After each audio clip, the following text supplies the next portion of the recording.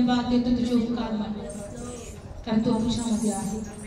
तुझी दया सदाची आहे, सार्वकालिकासाठी आहे. आमेन आमेन. आणि बायबल सांगतं की तो आपली प्रेम दया रोज सकाळी नवी करतो, आणि म्हणून तर आमचा नाश होत नाही. आज आम्ही जी काही भक्ती केली तू ऐकली प्रभू. आता जे काही वचन घेऊ त्या वचनाद्वारे आमच्याशी बोल प्रभू. माझ्या देवा, पवित्र आत्मा मुख माझे असू दे, पण शब्द तुझे असू दे. देवा तू सर्व काळ जिवंत आहे. आपल्या वचनाद्वारे तुझ्या लेकरांशी तू बोलतो प्रभू.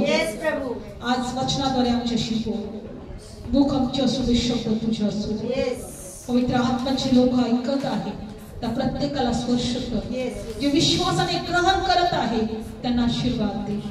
त्यांच्या जीवनाद्वारे तू गौरवला जा. प्रभू येशूच्या नावात प्रार्थना करतो, आमेन. बोलो यीशु मसीह की जय. बोलो राजा के राजा की जय. Praise Lord. आज आपण वचनांमध्ये काहीतरी विशेष शिकणार आहोत, म्हणून आपले कान देवाच्या वचनाकडे लावूया. कारण बायबलमध्ये दिलेलं आहे, ज्याला कान आहे तो ऐको, ज्याला कान आहे तो ऐको. Praise Lord. सगळ्यात महत्त्वाचं बायबलमध्ये असं दिलेलं आहे की या पृथ्वीवर परमेश्वराचा क्रोध प्रकट होणार आहे.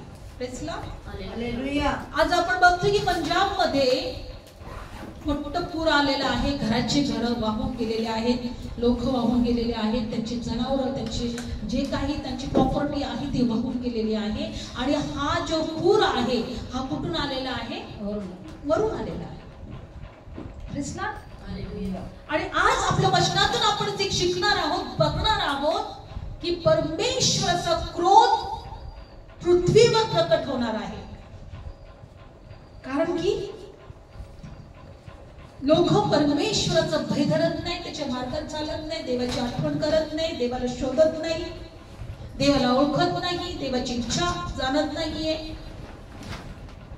आणि त्यासाठी परमेश्वराचा क्रोध या पृथ्वीवर प्रकट होणार आहे. पण देवाला धन्यवाद देऊया की आज आपण देवाच्या क्रोधासाठी नाही तर देवाच्या कारणासाठी देवानी नेमलेला आहे, बोलावलेलं आहे.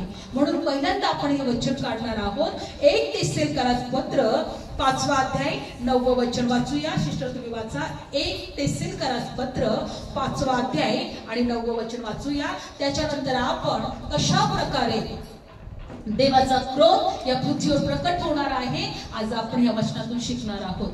1 तेसलोनिकरास पत्र 5वा अध्याय 9व वचन वाचा. कारण देवाने आपल्याला क्रोधासाठी नाही तर आपला प्रभू येशू ख्रिस्त याच्याकडून तारण पावण्यासाठी नेमले आहे. Praise Lord. बोलो येशू मसीह की जय. देवाने आम्हाला क्रोधासाठी नाही तर येशूकडून तारण पावण्यासाठी नेमले आहे, नेमलेलं आहे. आपण तारण पावावं म्हणून नेमलेलं आहे, क्रोधासाठी नाही. आज या वचनातून आपण एक गोष्ट शिकणार आहोत की परमेश्वराचा क्रोध पृथ्वीवर प्रकट होणार आहे. पण मी जेव्हा हे वचन मनन करत होते तो क्रोध कुठून होता माहिती तुम्हाला? बायबलमध्ये दिलेला आहे स्वर्गातल्या मंदिरातून. कुठून? स्वर्गातल्या मंदिरातून. म्हणून पहिल्यांदा आम्ही शिकणार आहोत का मंदिर कसे कसे निर्माण झाले. पृथ्वीवरचं मंदिर, आताचं मंदिर आणि स्वर्गातलं मंदिर. ह्या मंदिराविषयी आपण शिकणार आहोत. पण त्या अगोदर मंदिरामधून क्रोध कसा प्रकट झाला आज ते बघूया पहिल्यांदा. नंतर मंदिराविषयी आपण जाणून घेणार आहोत. Praise Lord. हालेलुया. बायबलमध्ये दिलेलं आहे की प्रकटीकरणामध्ये ज्यावेळेस पृथ्वीवर अजून क्रोध प्रकट होणार आहे परमेश्वराचा, पहिल्यांदा शिक्के फोडले जाणार आहे, नंतर कर्णा वाजवला जाणार आहे आणि तिसऱ्यांदा देवाच्या क्रोधाचा प्याला पृथ्वीवर ओतून टाकण्यात येणार आहे. लक्षपूर्वक ऐका. पहिल्यांदा शिक्के फोडले जाणार. आपण शिक्क्यांविषयी नंतर शिकूया. पण आज तिसऱ्या गोष्टीविषयी शिकणार आहोत, क्रोधाचा प्याला विषयी. पण पहिल्यांदा शिक्के फोडले जाणार, नंतर कर्णा वाजवला जाणार. कर्णा वाजवणं म्हणजे सगळ्यांना सावध करणं, आणि नंतर क्रोधाचा प्याला ओतला जाणार आहे. हे 7 प्याले आहेत, 7 वाट्या. क्रोधाच्या किती वाट्या आहेत? 7 वाट्या. आणि म्हणून मी सुरुवातीला वचन घेतलं की पृथ्वीवर आम्हाला क्रोधासाठी नाही निवडलं, तर देवाच्या पुत्राकडून आमचं तारण पावण्यासाठी, आम्हाला तारण मिळण्यासाठी त्या देवाने आम्हाला निवडलेलं आहे. आणि आज आपण देवाचा क्रोध कशा प्रकारे प्रकट होणार आहे या पृथ्वीवर. आज बघत आहोत की पंजाब मध्ये कशा प्रकारे बाढ आलेली आहे, पूर आलेला आहे, लोकांचे घर उद्ध्वस्त झालेले आहेत, लोक वाहून गेलेले आहेत, त्यांची संपत्ती, त्यांची जनावरं, सगळं करोडो रुपयांचा त्याच्या शेताचं नुकसान झालेलं आहे. हा कोप आहे, हा क्रोध आहे पृथ्वीवरचा. ठीक आहे. आणि म्हणून पहिल्यांदा आपण जाणार आहोत की आपण आज क्रोधाचा प्याला बघणार आहोत. आपण प्रकटीकरणामध्ये जाणार आहोत 6व्या अध्यायामध्ये. प्रकटीकरण बघा, मला ह्या वचनातून मी जेव्हा पाहत होते, सगळ्यात महत्वाचं की मंदिर प्रभूने या ठिकाणी मला दाखवलेलं आहे. प्रकटीकरण 6व्या अध्यायामध्ये आणि पहिलं वचन नाही, 6वा अध्याय नाहीये, प्रकटीकरण याच्यामध्ये आपण जाणार आहोत 16वा अध्याय. प्रकटीकरण 16वा अध्याय याच्यामध्ये आपण बघत आहोत क्रोधाच्या भरलेल्या वाट्या. काय बघत आहोत? क्रोधाच्या भरलेल्या वाट्या. प्रकटीकरण 16 अध्यायामध्ये आणि पहिलं वचन वाचूया. नंतर मी मंदिरातून निघालेली मोठी वाणी ऐकली.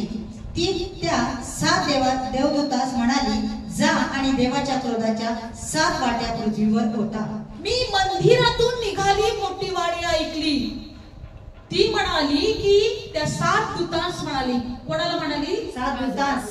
की ती म्हणाली 7 दूतांना, देवाच्या क्रोधाच्या वाट्या पृथ्वीवर होता. देवाच्या क्रोधाच्या वाट्या पृथ्वीवर होता.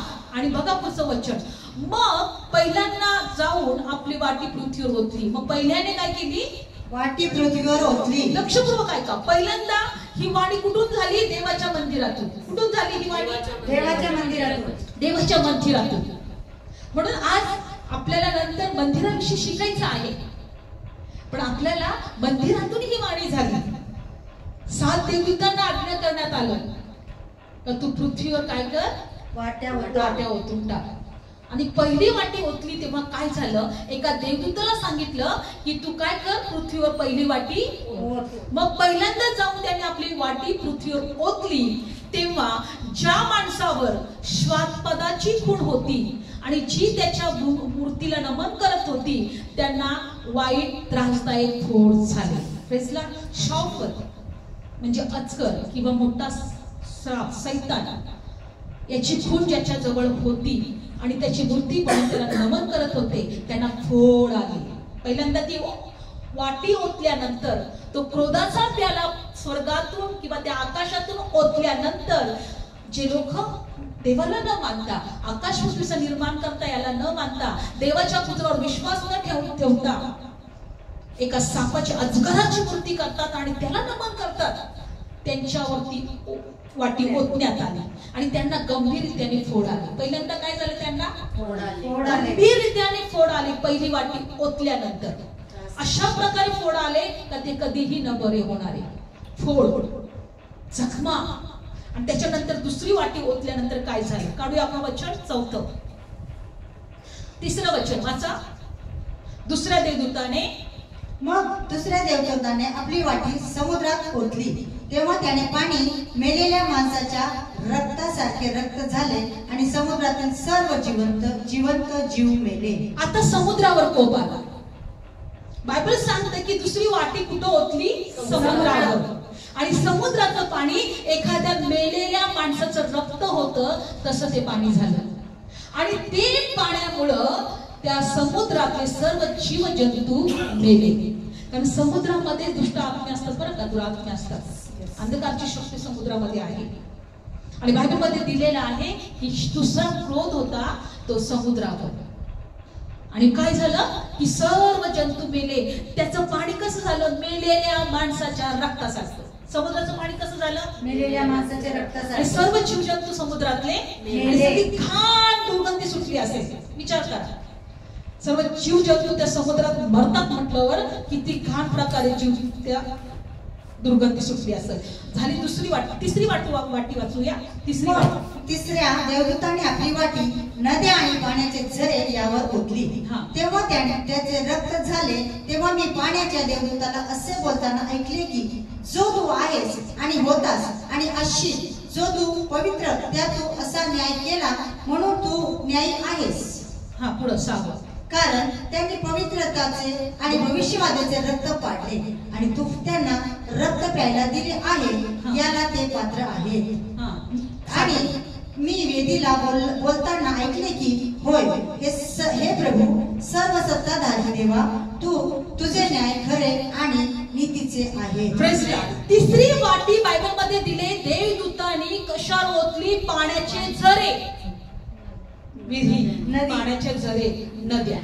आता पाण्याचे झरे आणि नद्या हे मनुष्याला याचं पाणी पिऊनच माणूस जगतो.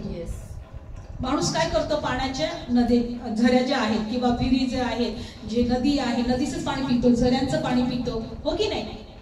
आणि बायबल सांगतं की त्याच्यावर ती वाटी ओतण्यात आली, देवाच्या क्रोधाची वाटी. आणि संपूर्ण झरे नदी जिथं जिथं कुठं पाणी होतं त्याच्यामध्ये ते पाणी सगळं लाल लाल झालं, रक्त झालं, रक्तासारखं झालं. कशासारखं झालं? रक्तासारखं झालं. कारण बायबल मध्ये दिलेलं आहे की ह्या पृथ्वीवर परमेश्वराचे जे संदेष्टे आहेत, जे पवित्र जण आहेत, त्याचं रक्त सांडवलेलं होतं. या पृथ्वीवर काय सांडवलेलं होतं? पवित्र जणांचं रक्त. पवित्र जणांचं रक्त, संदेष्ट्यांचं रक्त त्यांना मारून टाकण्यात आलेलं होतं. पृथ्वीच्या प्रारंभापासून तर शेवटपर्यंत ज्यांचं रक्त ह्या पृथ्वीवर सांडण्यात आलं त्याचा क्रोध शेवटच्या काळामध्ये प्रकट होणार आहे. आणि झरे, नद्या, विहिरी, जे जे पाणी दिसेल ते रक्तासारखं. प्रभू म्हणे आता प्या, हे रक्त प्या तुम्ही. काय प्या तुम्ही? रक्त प्या. पाणी मिळणार नाही प्यायला. रक्त लोक कसे पितील? रक्त लोक कसे पितील? क्रोधाचा दिवस, देवाच्या क्रोधाचा दिवस प्रकट होणार आहे. रक्त प्यावं लागणारे लोकांना परमेश्वर म्हणेल रक्त प्या माझ्या संदेशाने. आज आपण बघतोय की एवढ्या लोकांना आता स्तोबाला मारलं, प्रभूच्या 12 शिष्यांना मारलं, आजही लोकांचा खून करण्यात येत आहे, मारून टाकण्यात येत आहे. आपण बोलतो प्रभू तू जिवंत आहे, तू चांगला आहे, तू आताही तुझ्या लेकरांचं संरक्षण करू शकतो, मग हे लोक का मरत आहेत?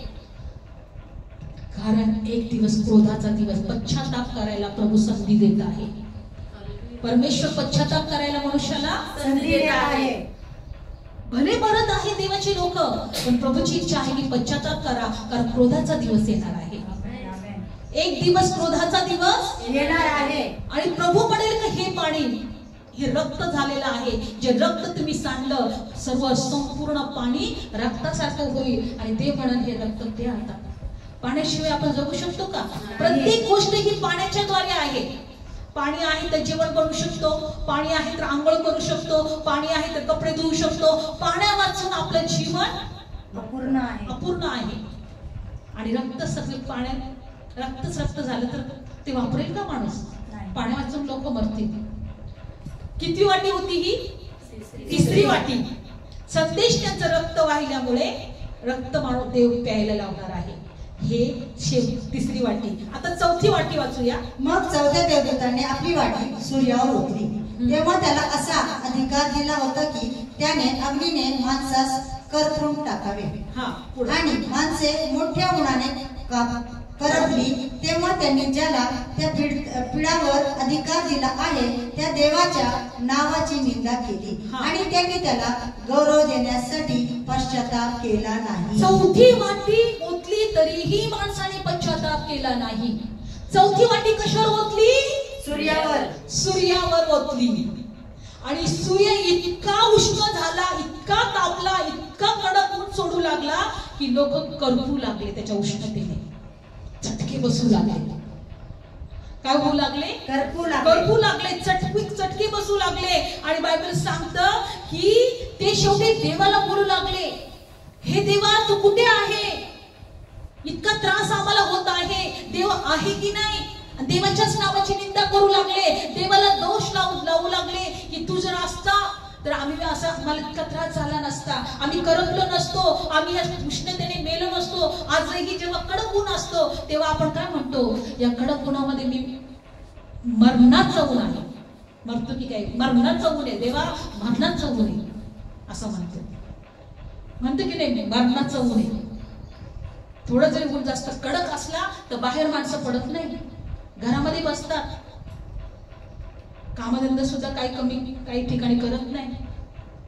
उष्णता इतकी वाढणार या चौथ्या वाटीच्या द्वारे ती सूर्यावर ओतण्यात येईल आणि काय होईल, माणसं अक्षरशः करतील आणि नंतर देवाच्या नावाची निंदा करतील, दोष लावतील, पण ते देवाला गौरव देणार नाही आणि पश्चाताप करणार नाही.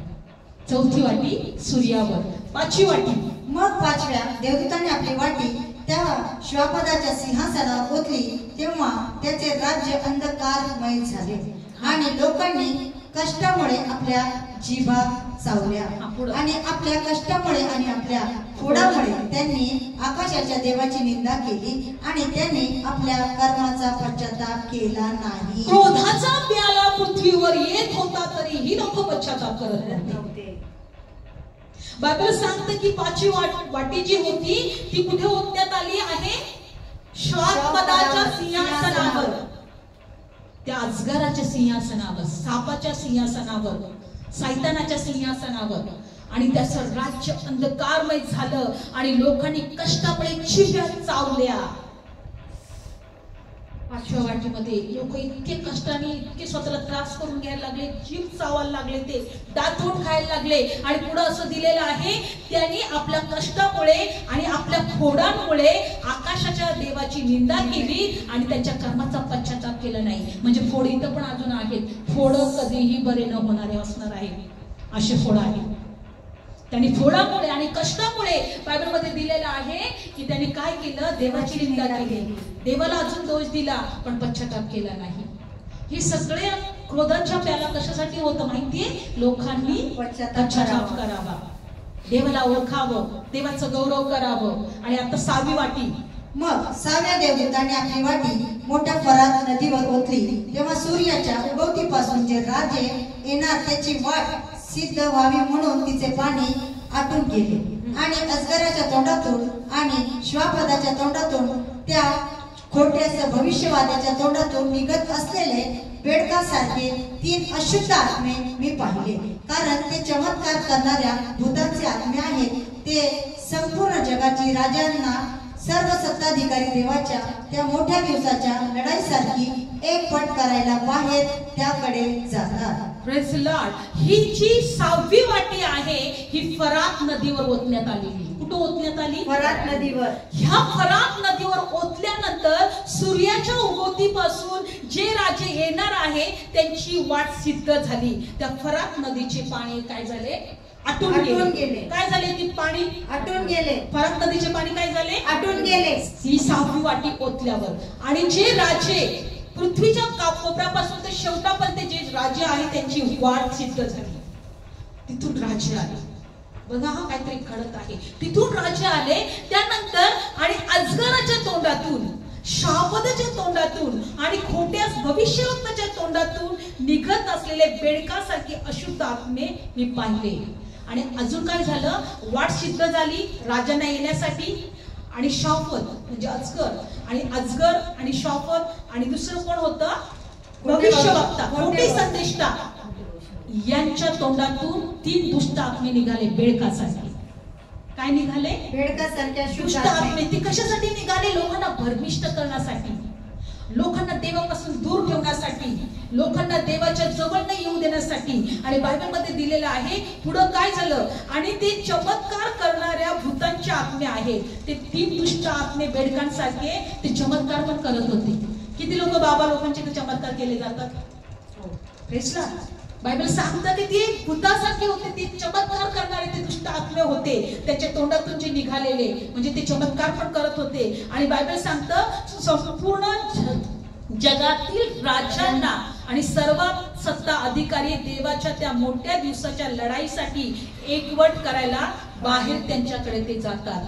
बघा राजे, लक्षपूर्वक ऐका, राजे, अजगर, भूतांचा ते भविष्यवक्ते, अजगर आणि दुसरं शापद, हे तिन्ही पण दुष्ट आत्मे आहेत. यांच्यामधून 3 दुष्ट आत्मे बेडकासारखे आत्मे निघतात. ते चिन्ह चमत्कार पण करतात, ते लोकांना फसवतात पण, खोट्या मार्गात चालवतात. आणि बायबलमध्ये दिलेलं आहे का एक दिवस त्यांची आणि देवाची लढाई होणार आहे. एक दिवस त्यांची आणि देवाची लढाई होणार आहे. देव आणि देवाच्या सैन्यांची काय होणार आहे? लढाई होणार आहे. लढाई होणार आहे. 6वी वाटी त्या फरात नदीमधून एक मार्ग निघाला जातो, राज्य तिथून येणार आहे. फरात नदी काय होईल? कोरडी होईल, वाट निर्माण होईल, मार्ग तयार होईल राजांना पृथ्वीच्या टोकापासून येण्यासाठी. आणि मग देवाचे सैन्य आणि सैतानाचे सैन्य यांची काय होईल? लढाई होईल. यांची काय होईल? लढाई होईल. आणि 7वी वाटी बघूया. मग 7व्या देवदूताने आपली वाटी अंतराळात ओतली. तेव्हा मोठी वाणी मंदिरातून राजासनापासून निघाली. ती म्हणाली, झाले. तेव्हा विजा आणि वाणी झाल्या आणि गडगडाट झाले आणि मोठा भूकंप झाला. तो इतका मोठा होता की पृथ्वीवर माणसे झाली. तेव्हापासून असा भूकंप कधी झाला नव्हता. 7वी वाटी जेव्हा अंतराळात ओतण्यात आली तेव्हा विजा आणि कडकडाट झाला. विजा पडल्या. काय पडल्या? विजा पडल्या, गडगडाट झाला, भूमिकंप झाला. असा भूमिकंप झाला की पृथ्वीच्या सुरुवातीपासून तर आतापर्यंत कधीही असा भूकंप झाला नाही. अशा प्रकारे भूकंप झाला. पण मला एक वचन वाचायचं राहिलंय की ज्या वेळेस युद्ध होणार आहे तेव्हा देव काय म्हटलं बघा, 15 वचन. पहा मी चोरासारखा येतो. आपण नागवी चालू नये म्हणून आपली लाज लोकांनी पाहू नये म्हणून जागृत राहतो आणि आपले वस्त्र राखतो तो सुखी आहे. म्हणजे जे नीतिमानाची वस्त्र प्रभूने आपल्याला दिलेलं आहे ते आपल्याला प्रार्थनेत जागृत राहायचं आहे. आमेन, आमेन. आणि जो जागृत राहतो तो सुखी आहे. आमेन. Praise lord. आणि 7वी वाटी ओतल्यानंतर विजांचा गडगडाट झाला. अंतराळात ओतण्यात आली. कुठं ओतण्यात आली? ती अंतराळात ओतण्यात आली. आणि तिथून विजांचा काय झाला? गडगडाट झाला, भूमिकंप झाला. लक्षपूर्वक ऐका, देवाच्या क्रोधाचा प्याला या पृथ्वीवर ओतण्यात येणार आहे. आम्हाला आवडो की नाही आवडो, पण जे घडणार आहे ते देवाने दाखवून दिलेलं आहे. Praise Lord. पण ह्या सगळ्या गोष्टी कुठं होत्या माहिती? मंदिरातून निघाली मोठी वाणी, देवदूतांच्या दृष्टीस पडली आणि देवाच्या क्रोधाच्या 7 वाट्या पृथ्वीवर होता. मंदिरातून वाणी कुठून आली होती? मंदिरातून. आणि मी बघितलं अरे देवा, मंदिरातून अशी वाणी का आली? ज्यावेळेस मी असे प्रश्न देवाला करते, मंदिरातून वाणी का आली? बायबलमध्ये दिलेलं आहे ज्या वेळेस इस्रायल लोकांना परमेश्वराने त्या मिस्र देशातून बाहेर काढलं आणि 3ऱ्या महिन्यानंतर परमेश्वराने त्यांना 10 आज्ञा दिल्या. काय दिल्या? 10 पाट्या दिल्या की पाट्या दिल्या, 2 पाट्या, त्याच्यावर 10 आज्ञा होत्या. तसे 600 आज्ञा होत्या, पण 10 मुख्य आज्ञा होत्या. आणि त्या आज्ञा परमेश्वराने सांगितलं होतं की साक्षीच्या कोशामध्ये ठेव, कराराच्या कोशामध्ये ठेव. आणि तुम्हाला माहिती आहे की साक्षीचा जो कोश होता, कराराचा तंबू होता, इस्रायल लोक 40 वर्ष जंगलामध्ये होते आणि ते कुठे चालले होते? कनान राष्ट्रामध्ये, वचनदत्त भूमीमध्ये. आता ह्या लोकांकडे देव वगैरे काही नव्हता, पण परमेश्वराने काय सांगितलं होतं, जेव्हा तुम्ही जिथे जिथे प्रवास करत असताना जिथं थांबाल, तुम्ही जिथं वस्ती करा, तेव्हा तुम्ही तंबू बांधा आणि तिथे कराराच्या पाट्या ठेवा. देवाने जो करार दिलेला होता ना, त्या कराराच्या काय ठेवा? तुम्ही पाट्या ठेवा. आणि त्या कराराच्या पाट्याजवळ असं तिथं साक्षीचं तंबू आहे आणि त्या ठिकाणी तिथं तुम्ही दीप वगैरे जाळा, समर्पित भाकरी तिथं देवाकडे तुम्ही हे करा, त्याची पूजा पाठ करा असं समजा. तो साक्षीचा तंबू म्हणजे एक फिरता मंडप होता, देवाचा मंदिर होतं. काय होतं साक्षीचा तंबू? म्हणजे एक फिरता मंडप किंवा मंदिर. ते जिथे प्रवास करता जायचे, जिथे थांबायचे त्या ठिकाणी तो तंबू पण बांधायचे. सभास्थान म्हणायचं त्याला. त्यांच्या वस्तीच्या बाहेर देवाचं सभास्थान असायचं आणि त्या सभास्थानामध्ये त्या कराराच्या पाट्या, साक्षीचा तंबू होता. पवित्र स्थान म्हटलं जातं. हा त्यांचा एक प्रवासाच्या काळामध्ये फिरता मंदिर, देवाचं फिरतं मंदिर होतं. त्याच्यानंतर ते प्रवास करता कुठे आले? इस्रायलमध्ये आले. इस्रायल देशामध्ये, कनान राष्ट्रामध्ये त्यांनी प्रवेश केला. मग प्रवेश करता करता करता करता मग एक राजा झाला, दावीद राजा. दावीद राजाने जेव्हा बघितलं ही कराराचा कोश तंबूमध्ये आहे, साक्षीच्या मंडपामध्ये आहे, तो देवाकडे प्रार्थना करायला लागला, प्रभू मी तर एका घरामध्ये राहतोय पण तुझा कराराचा कोश एका तंबूमध्ये राहतोय. प्रभू माझी इच्छा आहे की त्या कराराच्या कोशासाठी मला तुला मंदिर बांधायचं आहे. त्यांनी प्रार्थना केली, देवाकडे त्यांनी प्रार्थना केली. पण देवाने त्याला प्रार्थनेचं उत्तर दिलं की नाही, तू माझ्यासाठी मंदिर नाही बांधणार, पण तुझ्या पोटी जो पुत्र जन्माला येईल तो माझं मंदिर बांधेल, त्याचं राजस्थान सनातन असेल, त्याचं राज्य सर्व काळ असेल. देवाने भविष्यवाणी केली होती ते येशूसाठी.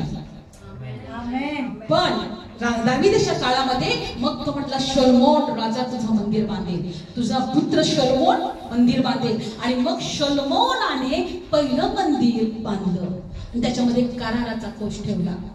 त्याच्यामध्ये काय होत्या, कराराच्या कोशामध्ये देवाच्या आज्ञा. मंदिरामध्ये फक्त देवाच्या आज्ञा होत्या.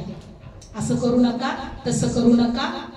काय होतं मंदिरामध्ये, फक्त देवाच्या आज्ञा. देवाच्या आज्ञा होत्या. कराराच्या पाट्या होत्या कोशामध्ये. कोश म्हणजे एक लाकडी, समजा एखादं बॉक्स, त्याच्यामध्ये कराराच्या पाट्या, त्याच्यावर कुरूप असे होते.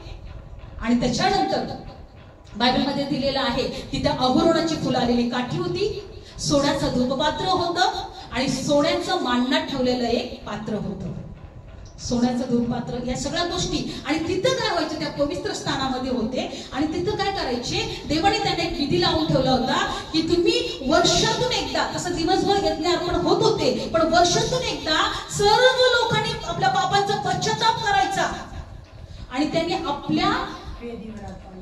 त्यांनी एक कोकरू कापायचा आपल्या पापाचं प्रायचित्त म्हणून. एक कोकरू कापायचं आणि त्या कोकराच्या रक्ताचं प्रायचित्त म्हणून त्या कराराच्या कोशावरती शिंपडायचं. काय करायचं ते, म्हणजे लोकांनी पश्चाताप केला, क्षमा मागितली आणि त्यांच्या पापाचं प्रायचित्त म्हणून एका कोकराला बळी दिलं.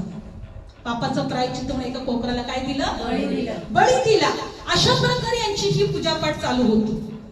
आणि बायबलमध्ये दिलेलं आहे की मोशेने सुद्धा अशाच प्रकारे त्या मंदिरामध्ये काय केलेलं आहे, त्यांनी रक्त शिंपडलेलं आहे. इब्री लोकांपत्र 9 अध्यायामध्ये आपण बघणार आहोत की मोशेने सुद्धा अशा प्रकारे रक्त शिंपडलेलं आहे. इब्री लोकांपत्र आज आपण बघत आहोत की मंदिरातून का वाणी झाली, हा विषय आपण घेतलेला आहे. मंदिरातूनच का वाणी झाली, क्रोधाचा प्याला मंदिरातून का निघालेला आहे. आणि आपण वचनात जाणार आहोत. इब्री लोकांपत्र 9 अध्यायामध्ये काढूया वचन. इब्री लोकांपत्र 9 अध्याय आणि वचनात जाणार आहोत. काढलं सर्वांनी, धन्यवाद येशू, थँक्यू जीसस. इब्री लोकांपत्र 9 अध्याय आणि 12 वचन वाचा बरं.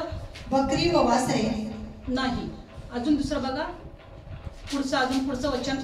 मोशेने काय केलं ते वाचा. इब्री लोकांपत्र 9 अध्यायामध्ये मोशेने काय केलेलं आहे, हा काढूया. इब्री लोकांपत्र 9 अध्याय काढला आणि 18 वचन वाचा.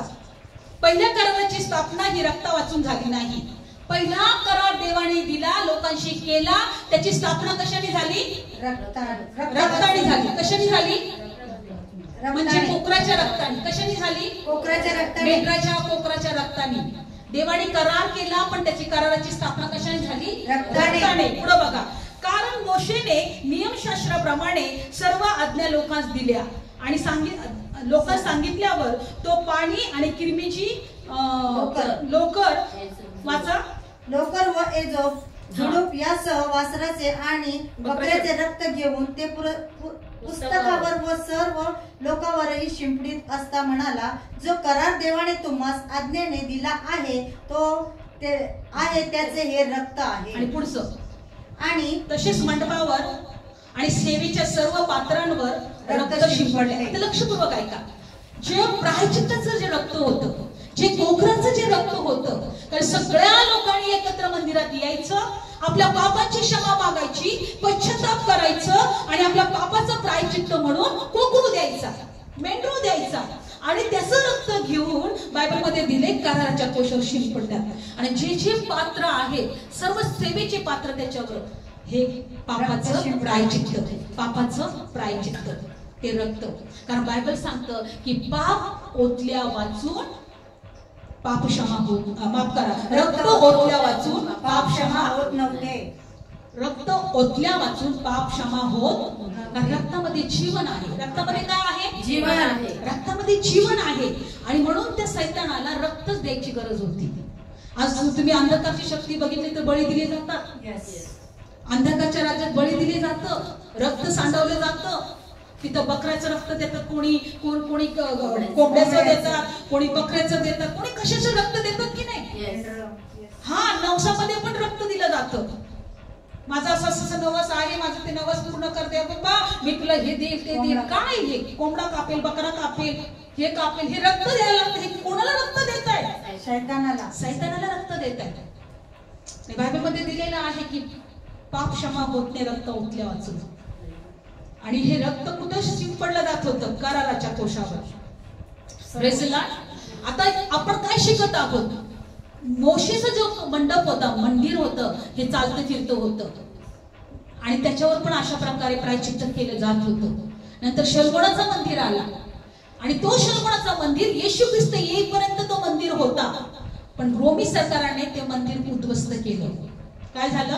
उद्ध्वस्त केलं. आणि बायबल सांगते की प्रभू येशू ख्रिस्ताच्या नंतर बायबल सांगते की आमचं शरीर हे देवाचं पवित्र स्थान आहे. आमेन. Praise the lord. आता पवित्र स्थान काय आहे? आमचं शरीर. विश्वासणाऱ्यांचं शरीर देवाचं मंदिर आहे. आणि आता जे मंदिर आहे ते आपलं शरीर आहे. आणि दुसरं चौथं मंदिर कुठे आहे?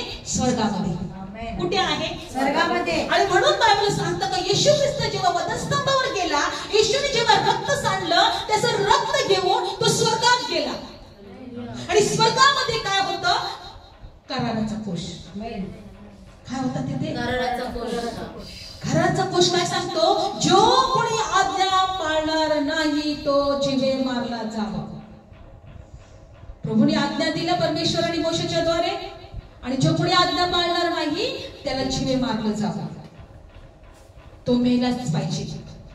तो पाप करतो आणि पापाचं वेतन हे मरण आहे. पण बायबल मध्ये दिलेलं आहे की कराराचा कोश होता स्वर्गामध्ये.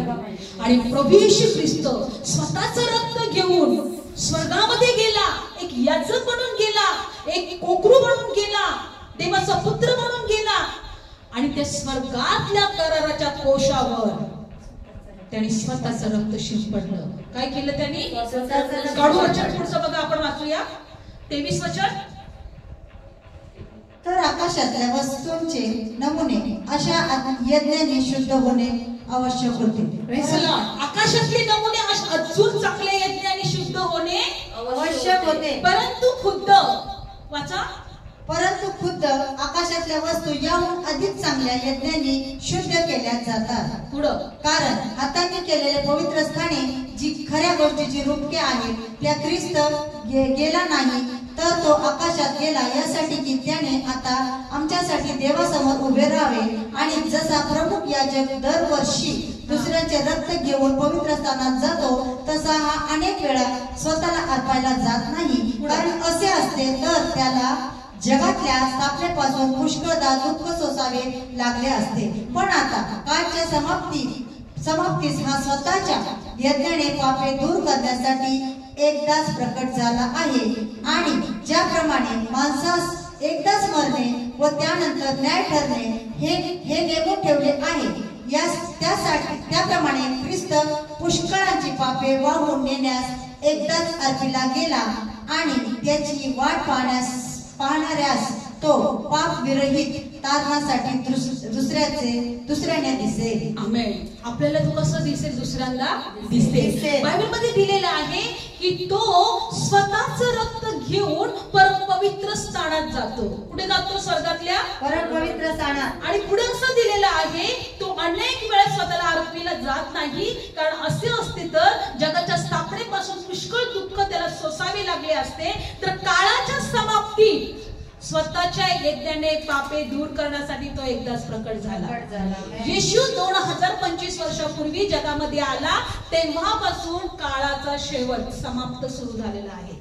आणि काळाच्या शेवटी, या पृथ्वीच्या शेवटी, अंतामध्ये तो सर्वांच्या पापांबद्दल अर्पण म्हणून जगामध्ये आला.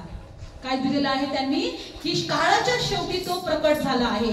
स्वतःच्या यज्ञाने पापे दूर करण्यासाठी तो एकदाच प्रकट झाला. स्वतःचा यज्ञ, स्वतःच्या देहाचा यज्ञ पापे दूर करण्यासाठी. बघा जगात पाप आहे, पापाचं वेतन मरण आहे, पण देवाच्या कृपादान हे सार्वकालिकाचं जीवन आहे. पण मनुष्याने पापाचा स्वीकार केला नाही, पापाचा पश्चाताप केला नाही, देवावर विश्वास ठेवला नाही आणि त्यांनी सार्वकालिक जीवन स्वतःला अपात्र ठरवलं किंवा सार्वकालिक जीवनावर विश्वास ठेवला नाही, देवाच्या पुत्रावर विश्वास ठेवला नाही, ज्याने स्वतःला यज्ञ अर्पण करून जो स्वर्गात गेला स्वतःचं रक्त घेऊन एकदाच गेला आणि तिथले सर्व जे वस्तू होत्या त्याच्या स्वतःच्या रक्ताने शिंपडल्या गेल्या. त्या पवित्र स्थानामध्ये, स्वर्गातल्या पवित्र स्थानामध्ये स्वतःचं रक्त तो घेऊन गेलेला आहे. आता फक्त विश्वास ठेवा की येशू माझ्यासाठी त्या स्वर्गाच्या सिंहासनाजवळ गेला, मंदिरात गेला आणि स्वतःच्या रक्ताने त्याने मला, आम्हाला प्रत्येकाला शुद्ध आणि पवित्र केलेलं आहे. तरच आम्हाला सार्वकालिकाचं जीवन, जेव्हा आम्ही येऊ डागविरीत किंवा स्वच्छ आम्ही त्याला पापविरीत टाळण्यासाठी तो आम्हाला दुसऱ्यांदा दिसेल. लक्षपूर्वक ऐका, आमच्या जन्मापासून मरणापर्यंत सर्व पापांचा पश्चाताप त्यांनी केलेला आहे. म्हणून ती स्वर्गातून वाणी झाली, कारण स्वर्गातल्या वस्तू येशूच्या रक्ताने शुद्ध झालेल्या आहेत. म्हणून देवाच्या मंदिरातून ती वाणी झाली. म्हणून देवाचा क्रोध त्या मंदिरातून प्रकट झालाय. कुठून प्रकट झाला देवाचा क्रोध? देवाच्या मंदिरातून. हे तर आपण शेवटचे पाहिलेलं आहे. पण सुरुवातीपासून शिक्का फोडल्यानंतर, कर्णा वाजवल्यानंतर एक एक प्रकारचं क्रोध पृथ्वीवर, संकट पृथ्वीवर आपण तुम्ही पाहायला मिळेल तुम्हाला. का माहितीये? कारण की त्यांनी देवाच्या एकुलते एक प्रिय पुत्रावर विश्वास ठेवला नाही, ज्याने त्याला वधस्तंभावर दिला, पापाचा अर्पण होण्यासाठी दिला, तुम्हाला सार्वकालिक जीवन देण्यासाठी दिला. आणि आपण काय घेऊन बसलोय? जात धर्म. काय घेऊन बसलोय आपण? जात धर्म, उच नीच हे माणसाने निर्माण केले, हे मनुष्याने, देवाने नाही. देवाने कोणत्याच जातीचा माणूस, देव म्हटला का मी ह्या जातीचा माणूस आता निर्माण करणार आहे? नाही म्हटलं ना?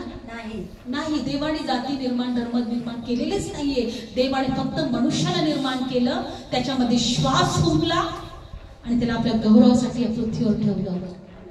पण त्याने पाप केल्यामुळे त्याला मरण आलं, देहिक मरण आणि आत्मिक मरण सुद्धा आलं. पण त्या आत्मिक मरण होऊ नये आणि त्याला सार्वकालिकाचं जीवन मिळावं म्हणून त्याने आपल्या प्रिय पुत्राला वधस्तंभावर दिलं. जसं पापाचा प्रायश्चित्त कोकरा असतो, तसं तो आमच्यासाठी संपूर्ण, बायबल सांगतं 1 योहान पहिल्या अध्यायामध्ये तो संपूर्ण जगाच्या पापाचं प्रायश्चित्त आहे. 1 योहान पहिल्या अध्यायामध्ये तो संपूर्ण जगाच्या पापाचं, एका देशाचा नाही, एका राष्ट्राचा नाही, एका धर्माचा नाही, एका जातीचा नाही, तो संपूर्ण जगाच्या पापाचं काय आहे? 1 योहान काढलं तुम्ही? 1 योहान आणि पहिल्या अध्यायामध्ये दिलेलं आहे. काढू बरं. धन्यवाद येशू. तो संपूर्ण जगाच्या पापाचं प्रायश्चित्त आहे. म्हणून आम्हाला जर ते देवाच्या क्रोधामध्ये यायचं नसेल तर आज आम्हाला पश्चाताप करणं आणि देवाच्या प्रिय पुत्रावर विश्वास ठेवणं गरजेचं आहे आणि देवाच्या प्रिय पुत्राच्या भयात आणि त्याच्या उपस्थितीमध्ये राहणं गरजेचं आहे. 1 योहान काढला, पहिला योहानाचं पत्र आणि पहिला अध्याय काढला आणि कुठं आहे ते वचन?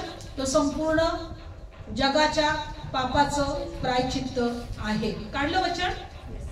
अध्याय काढला? धन्यवाद येशू. हालेलुया. Thank you Jesus. दुसरा अध्याय काढा. दुसरा अध्याय आणि दुसरं वचन. तो स्वतः आपल्या पापाचे प्रायश्चित आहे. हा. आणि केवळ आपल्याच पापाचे नव्हे तर संपूर्ण जगाच्या पापाचे प्रायश्चित आहे. संपूर्ण जगाच्या पापाचं प्रायश्चित्त आहे. प्रेज ला. हालेलुया. इथे जर असताना इस्रायल, यरूशलेम, तर मी म्हटलं नाही हा आपला देव नाही आणि मला काही गरज नाही येशू विश्वास ठेवायची. पण इथं सांगितलंय संपूर्ण जगाच्या पापाचं प्रायश्चित्त आहे. पापाचं प्रायश्चित्त म्हणून प्रभू येशू आहे आणि स्वतःचं रक्त घेऊन तो मंदिरात गेला, स्वर्गातल्या मंदिरात गेला आणि आपल्या रक्ताने त्यांनी कराराचा कोश किंवा ते साक्षीचा मंडप किंवा अजून चांगल्या ज्या वस्तू आहेत मंदिरातल्या आपल्या रक्ताने त्यांनी शिंपडल्या, आमच्यासाठी त्यांनी जीवन दिलं. Praise the Lord. आणि म्हणून स्वर्गातल्या मध्ये आम्हाला त्यांनी प्रवेश दिला. स्वर्गात त्याने आमच्यासाठी काय दिला? प्रवेश दिला. म्हणून तो म्हटला मार्ग, सत्य आणि जीवन मीच आहे. Praise the Lord. आणि म्हणून आज आम्हाला या गोष्टी समजणं गरजेचं आहे का देवाचा क्रोध पृथ्वीवर प्रकट होणार आहे. पहिलं काय होणार आहे? पहिली कोणती पिढा येणार आहे? फोडांची. दुसरी पिढा सूर्य नदीची. समुद्रावर, समुद्राचं पाणी रक्तासारखं होईल. तिसरी पिढा पाणी, झरे, विहिरी सर्व ते रक्तासारखं होईल. रक्त प्यावं लागणार आहे. आपल्याला शुद्ध पाणी जर मिळालं नाही, गढूळ पाणी जरी असेल तर आपण पिऊ का? नाही पिणार. म्हणजे रक्त कसं काय पिणार? चौथी पिढा उष्णतेने लोक करपून जातील. चौथी पिढा उष्णतेने लोक काय होतील? करपून जातील. एवढी कडक उष्णता उन्हाळा असणार इतकं की लोक करपतील. पाचवी पिढा काय आहे? श्वापदाच्या सिंहासनावर ओतून टाकणार आहे कोरोनाचा पेला. त्याचं राज्य अंधकार होईल. लोक दातोटे खातील, लोक फोडाने व्याकुल होतील, लोक त्रासलेले होतील. आणि बायबल मध्ये दिलेलं आहे 6व्या पिढ्यामध्ये लढाई होईल. 6व्या पिढ्यामध्ये काय होईल? लढाई होईल. सर्व राज्य कुठून बाहेर येणार आहेत.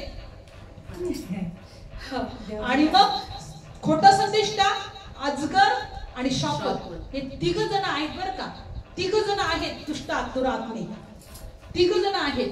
जसं देव, पुत्र आणि पवित्र आत्मा आहे, तसा खोटे संदेष्टा, अजगर आणि शापत हे 3 जण आहेत. आणि त्यांचे राजे, देवाचे राजे एकत्र येतील ना लढाई होईल. ही 6वी पिढा. आणि 7व्या पिढ्यामध्ये काय दिलेलं आहे? विजांचा गडगडाट होईल. वीज खाली पडतील आणि भूमिकंप होईल. असा भूमिकंप होणार आहे की आतापर्यंत झालेला नाही. 6 वाट्या किंवा क्रोधाचा प्याला पृथ्वीवर ओतून टाकण्यात येणार आहे. म्हणून आमचं जीवन हे साधं आहे, सहज आहे असं न समजता देवाचा पुत्र जो करणारा आहे, जो आमच्या पापाचं प्रायश्चित्त आहे, त्याच्यावर विश्वास ठेवून, त्याला ग्रहण करून, त्याला स्वीकारून आपण देवावर विश्वास ठेवला पाहिजे. Praise Lord. सार्वकालिक जीवनावर विश्वास ठेवला पाहिजे. आज या गोष्टी आपल्याला समजायला पाहिजे की या पृथ्वीवर देवाचा क्रोध प्रकट होणार आहे. पण तेथील पहिला अध्याय 5व्या वचनामध्ये देवाने आम्हाला क्रोधासाठी नाही नेमलं, तर आपल्या प्रिय पुत्राच्या द्वारे आमचं तारण व्हावं म्हणून नेमलेलं आहे. त्याच्या प्रिय पुत्राद्वारे आमचं तारण व्हावं म्हणून नेमलेलं आहे. बोलो येशू मसीह की जय. डोळे बंद करूया, प्रार्थना जाऊ. धन्यवाद येशू, धन्यवाद येशू. Thank you Jesus. तुझ्या प्रिय पुत्रासाठी धन्यवाद. आमची योग्यता नव्हती प्रभू की आम्हाला सार्वजनिक जीवन मिळावं, स्वर्गामध्ये प्रवेश मिळावा, आम्ही नीतिमान ठरले जावं, आम्ही देवाची लेकरं ठरले जावे. पण तुझ्या प्रिय पुत्राला जगात पाठवलं. आमच्या पापाचं प्रायश्चित्त त्याने केलं. ओ स्वतःचं रक्त घेऊन तर स्वर्गातल्या मंदिरात केला. आणि प्रभू आम्हाला सार्वकालिकाचं जीवनास पात्र ठरवलं. धन्यवाद येशू, धन्यवाद येशू, धन्यवाद Yeshu. Thank you Jesus, thank you Jesus, thank you Jesus. परमेश्वर ने जग से ऐसा प्रेम किया कि उसने अपना इकलौता बेटा दे दिया. परमेश्वर ने जग से ऐसा प्रेम किया कि उसने अपना इकलौता बेटा दे दिया. जो कोई भी विश्वास करेगा वो नाश न होगा, अनंत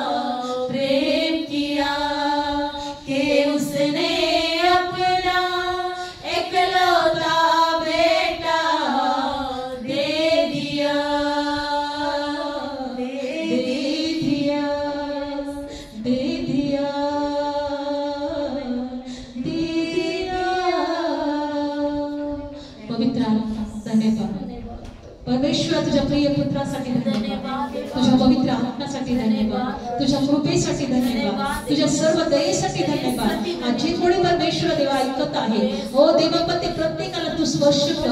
आजारी आहे त्यांना बरं कर, जे रडत आहे त्यांचे अश्रू पुस, जे व्यसनात आहे त्यांना मोकळता दे, जे सैतानाच्या बंधनात आहे ते सुटले जाऊ दे, जे अंधकाराच्या राज्यात आहे ते मोकळे केले जाऊ दे, जे आजारात आहे ते बरे केले जाऊ दे येशूच्या नावामध्ये. जे कर्जात आहे ते कर्जातून मोकळता दे देवा. हर एक प्रकारचे बंधन तुटले जाऊ दे, हर एक प्रकारचे श्राप तुटले जाऊ दे. तुझं आणि तुझं गौरव होतो. प्रभू येशूच्याच नावात प्रार्थना करतो. आमेन. बोलो येशू मसीह की जय.